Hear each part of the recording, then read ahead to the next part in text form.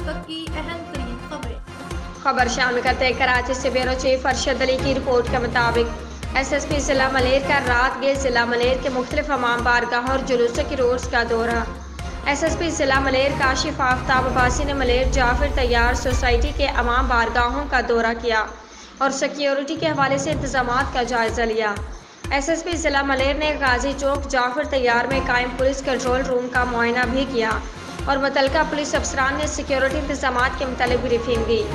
SSP जिला मलेर ने entry exact points पर भी सिक्योरिटी को चेक किया और हिदायत जारी की।